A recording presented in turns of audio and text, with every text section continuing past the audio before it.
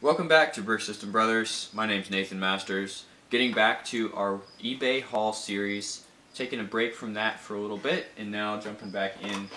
So it's a bit of a smaller haul in terms of piece count, but I think you'd be hard pressed to get the same pieces for the price on something like Bricklink, which is why I do go to eBay occasionally for pieces like this.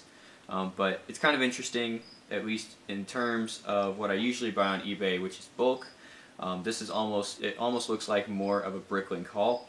But I think I got a good deal on most of this stuff. Jumping right into it, what did I scoop up?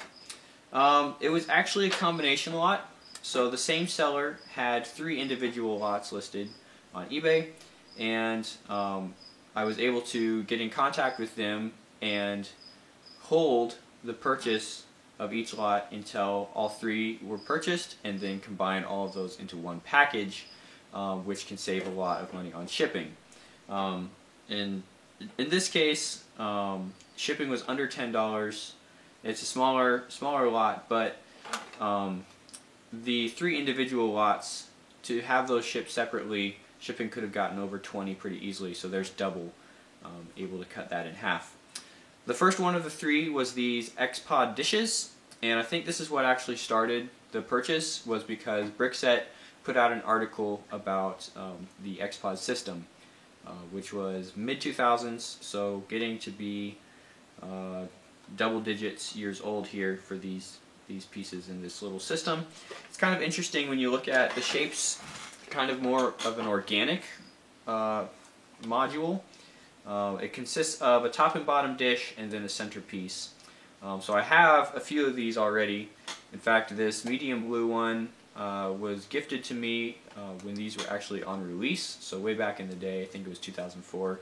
And then I have some of the other later X-Pods that are in the primary colors from a bulk lot last year. And now picking up a few more of these dishes, 2 more medium blue, some orange ones, some blue, top and bottom, regular blue, a top green, and a top and bottom white. I think the white were exclusive to a Star Wars set, which would have been something mentioned in that Brickset article. So check that out down in the description.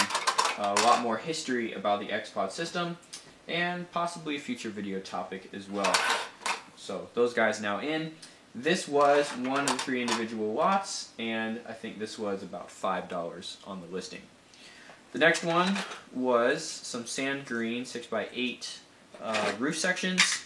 Recently had these featured in our HueTap series, where we take a closer look at an individual piece and how it plays with the system. Line these guys up back to back, you do get a nice complete roof section, although it isn't quite symmetric. It's a little bit wider this way than this direction. But a nice piece with some texture on here, and this is most likely from the Harry Potter line in the mid-2000s again. First released in 2001, so I think that's where these guys would date to. And ended up with 5 of the larger ones and 1 of the little 6x6, more of a square peak. Again, this lot would have been about $5, listed separately, but from the same seller. And 3 of 3 are the 8x16 NBA bases. This is, for the most part, a standard mold, and then it was done in different colors for different applications. The tan, usually paired with the NBA logo and styling. Green was usually a soccer base for the soccer-related sets. White, I think they would have done a couple in white for the hockey sets, but that might be a slightly different base. And there were also some sand green. I don't recall what exactly those were produced for, but kind of a limited production piece in terms of which colors you get this in and which sets you get this in. And it is somewhat limited application as well. I mean, especially once you have these pegs in, it's really suited to specifically the basketball spring-loaded minifigures that, you know, they interact with the court. They had a whole system for these guys, and some of these have a special slider to move around the ball that is in play, especially helpful in that soccer system. But getting a tan one in here, getting a few of the NBA style prints. All in all, I ended up with 10 of these in various patterns, prints, and styles. And this was the third individual lot. This was about $10. So just in terms of the pieces before shipping, this was a $20 lot, which would probably be comparable to Bricklink, but that's not actually the end of the story for this eBay haul. I think it was just as a thanks from the seller for sticking around the store and picking up 3 of their items. They had a little loose mix of pieces that they threw in as a bonus into this purchase. So this really helping out the price per piece and the overall value of the lot. For me personally, just getting a mix of random pieces, plates, slopes, bricks, probably nothing super rare or valuable in here, but still Lego, still goes into the collection, and happy to pick this up. So that's doing a lot here for our value price per piece wise. And just to get into the scorecard and look at those numbers, for the pieces and colors, there were 214 total pieces and I think 14 total colors. Previously on this little series I've talked about lots as well, which is individual molds. I'm actually thinking I'll step away from doing the rebrickable inventory, which is how I get the lot count. For these pieces here, if it was just these it wouldn't be so bad, but it is taking quite a bit of time to go in with the individual bulk mixes and list each of these pieces individually.